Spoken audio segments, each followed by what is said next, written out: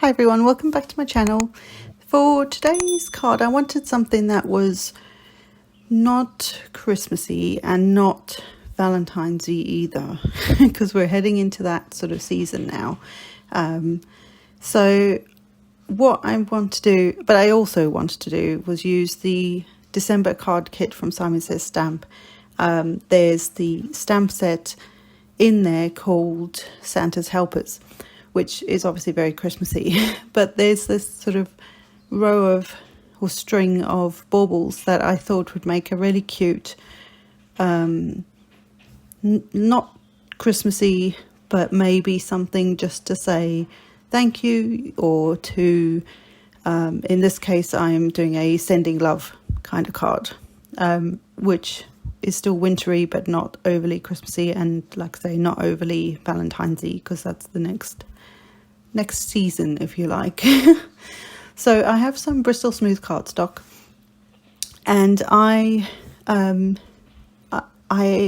taken a waffle flower layers die. These are the A2 layers, and I think it was the second one in, so it's a little bit smaller than an A2 front of a card. And just sort of lining it up, I had to move the magnets out the way because they obviously stuck to the to the die. And once I had them in place and sort of somewhat lined up where they would line up on the, when I die cut it out, then I closed the door of the platform and picked the stamps up. I also rubbed my fingers over the top of them to try and get rid of some of the machinery kind of oils or whatever it is that's on there. Sometimes they don't stamp perfectly the first time when they're brand new. I'm also using the So Talkative stamp set, which is from the October 21 card kit from Simon, and there's some lovely sayings in there, and I loved the sentiment, so that's why I wanted to use it on this card. So the platform I'm using is the Tim Holtz stamp platform, and I love this platform because it just makes the stamping part of it super easy, because there's two little red names on it, one for cling and one for clear, or rubber and clear. And the one that you can read is the side that will tell you which one's going to be for which type of stamp. So I love that stamp platform. Anyway, so I've stamped using Ink on 3 Blackout ink onto, like I say, Bristol Smooth, and I'm going to use my Zig Clean Colour Real brush markers to colour this in. And I'm still just lining this up. I think I do colour it in first. I wondered whether I'd cut it out first, but I colour it in first. And there's a couple of ways you can do this. One is I'm going to use 2 different shades of marker. So I've got 2 shades of green here for the leaves, and I'm using sort of a darker one and then the lighter one, using that to sort of move that colour around just to get a bit of shading on it. If you have the smaller pack, or you don't have as many like variant in colours, you can use, in the top right, you can just about see the blender pen for the zigs, and that works great too. You could just add some, say, the darkest colour, and then pull that out with that blender. It's a colourless blender. The other way to do it is to use a paintbrush and a bit of water. Just make sure it's not too wet, because this isn't watercolour paper, but it works really well with the zigs. So just going through all these leaves, there's a lot of leaves, so I have sped this up quite a bit, but I wanted to leave the colouring in because basically this is the card front. It's pretty much a 1-layer card. I do layer this onto a card base, but the actual main topper, if you like, is that what we used to call them, is 1 layer. So this is also an easy card to mass produce. Obviously the colouring takes a bit of time, but if you love colouring like I do, then maybe that's a nice thing to do in front of the telly or something like that. If you're a Friends or a Big Bang fan, just stick that on in the background. If you're anything like me, I know all the words. I don't even have to look at it. So anyway, Anyway, so I got some of the green on the outside of one of the leaves, so I used the blender pen, and you can do this with a bit of water and a paintbrush. Just go very carefully and with a little amount of water if you use a paintbrush and water, and just kind of lift their color. So I sort of went over it, and then I used my finger, but you could use a paper towel. Just make sure it's not got any damp spots on it already. You may smear the ink. So yeah, and then I'm going to go through and do the berries. I'm doing the berries in 2 shades of red. I'm also then going to take another 2 shades of red for another red part of the card, mostly for the hearts.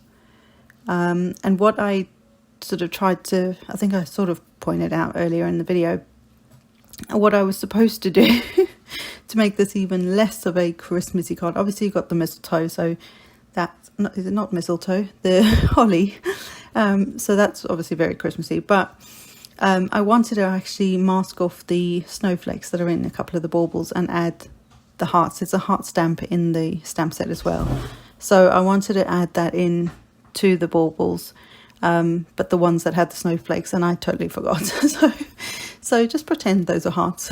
In the end, I still really like this card. I love how it turned out.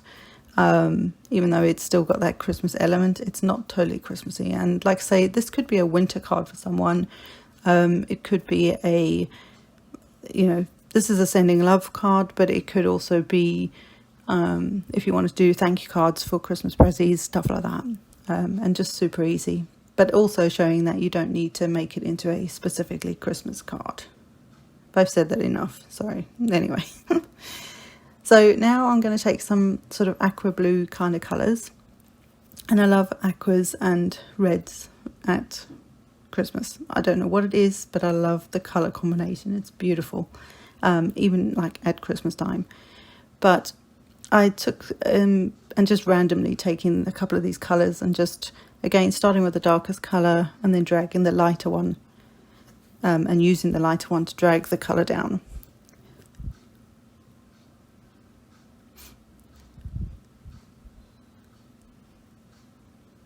Now I'm going to take a couple of purpley colours, because I thought I needed another colour in here, and this sort of purpley colours seem to work quite well.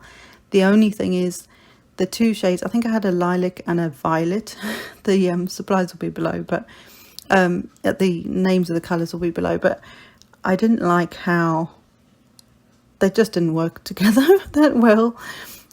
So I'm going over them a couple of times to try and see if I can enrichen, that's not even a word, just make it better. Didn't work, so I took the blender pen and tried to sort of take out some of that colour just so that it had more of a blend on it, which is more of what I was going for. So it was okay in the end, but it wasn't actually the right combo to use. And then I needed another blue, and I couldn't, I've got 60 colours. I didn't know which 2 other ones to put together. So I just grabbed one and then used the blender brush to drag the colour out, which is what I was saying earlier that you can also do, just so it's got a bit of variation on it, and I really like how that looks as well. So then for the little ribbon or string that's holding them, I'm using a clear sparkle Sakura pen. This is one of those things that I think is a must-have in any crafter's tool bag, because it has a gold hint of shimmer in it, but it goes with just about anything. And so I'm just using that to sort of highlight or outline or colour in inverted commas, the strings. So what I also did was I used the Lawn Fawn stitch borders, which are just going to do stitching lines, and I used one of the stitching lines around the outside edge after I die cut the panel from the Waffle Flower layers dies.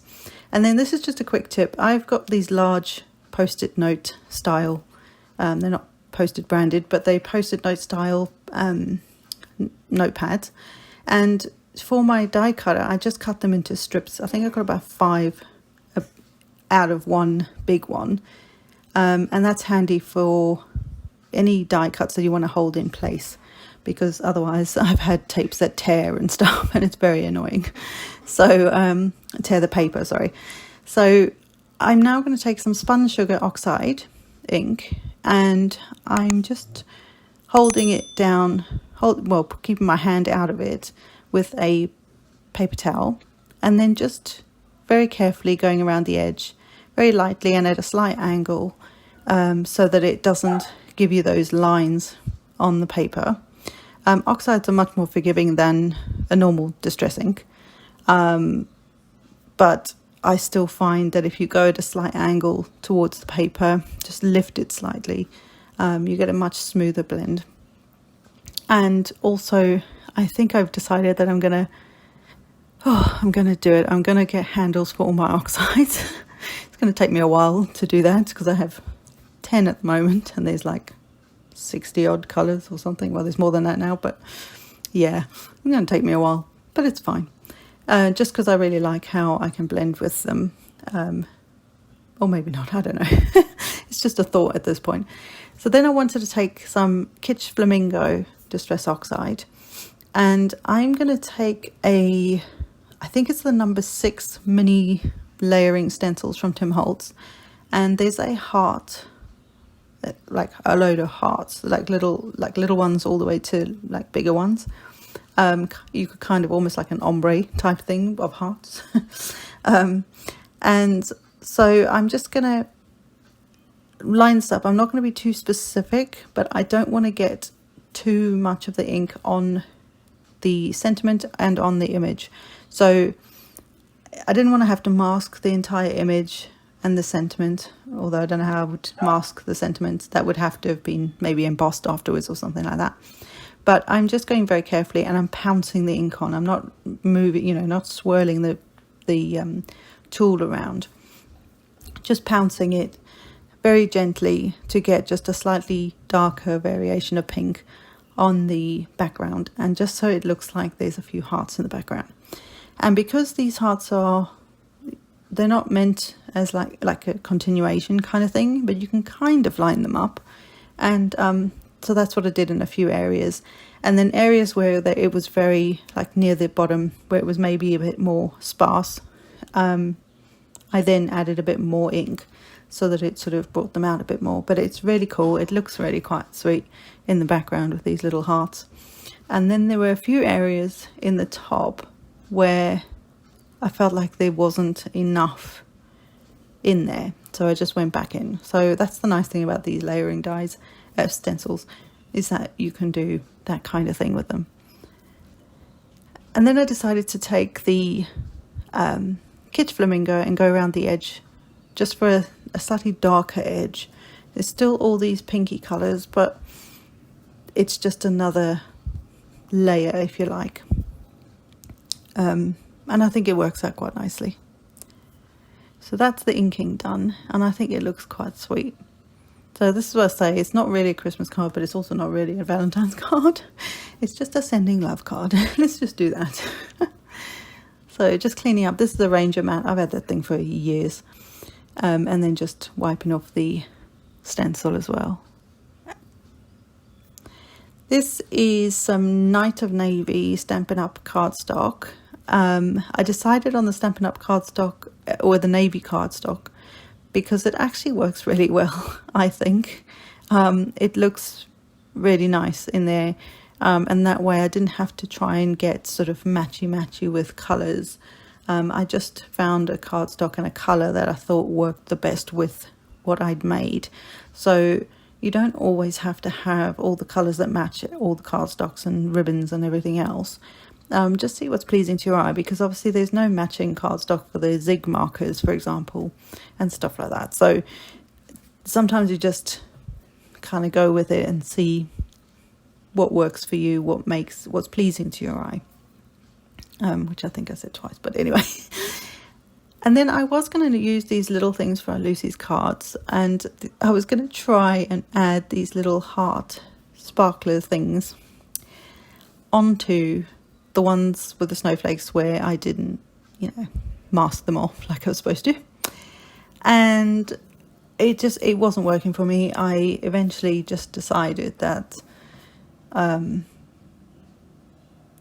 because there was too much of the snowflakes still sticking out from behind, it just wasn't going to work. So, and then even though I'd inked and coloured the whole thing, I also then tried to see whether it would look nice on some of the other baubles that had hearts on them. But I just thought that seemed a waste. And also I feel like they kind of blend in. They don't sort of stand out the way I was imagining they would.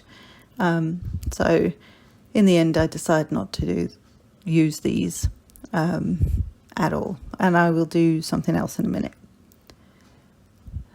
So just playing around with different ideas and that sort of thing. And then you could do that, to be fair.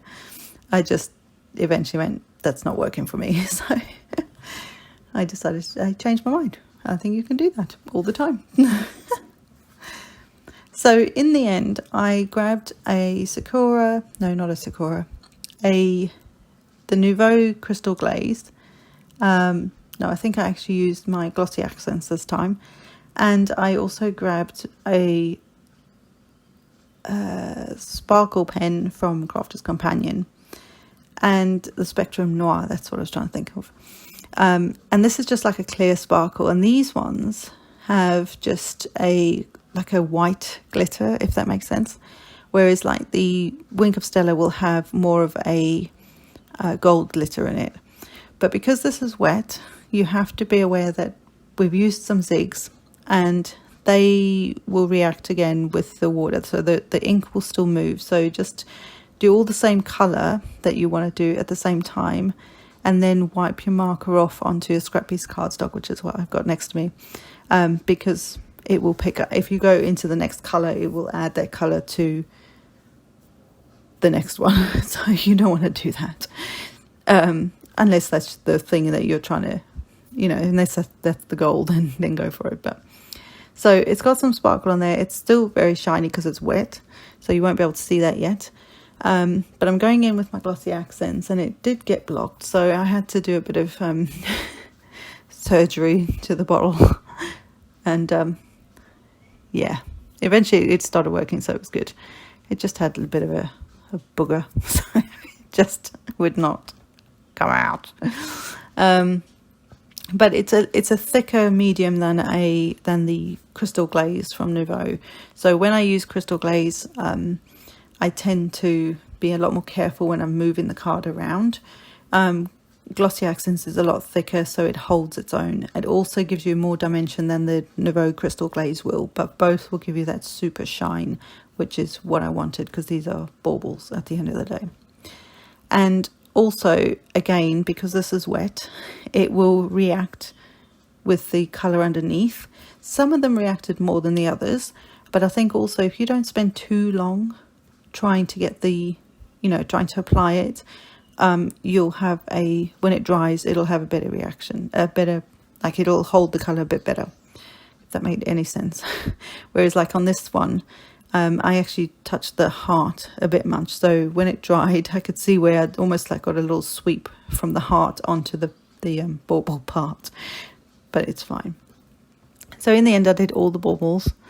I just thought it was nice to have all these shiny baubles, especially that there's nothing else on this card. There's no dimension. I've stuck it flat. It's a completely flat card, pretty much. I mean, there's a bit of dimension with the glossy accents, but nothing major. And because of that, I just thought, actually, let's put some gloss on a few key areas.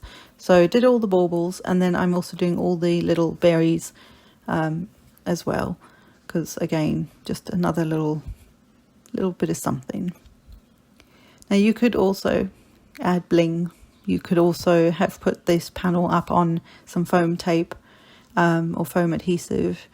Yeah, there's lots of other things you could have done with it, but I like it. I think it's very pretty. I can't even talk. And when that dries, it is a bit milky now, but when they dry, that glossy accents and the shimmer underneath is wow. It's like one of my favorite things ever.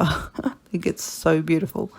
So I hope you've enjoyed this, guys, and I hope you give a one layer Christmas, non-Christmas, non-Valentine's Day card kind of thing a go. And I will see you next time. Bye.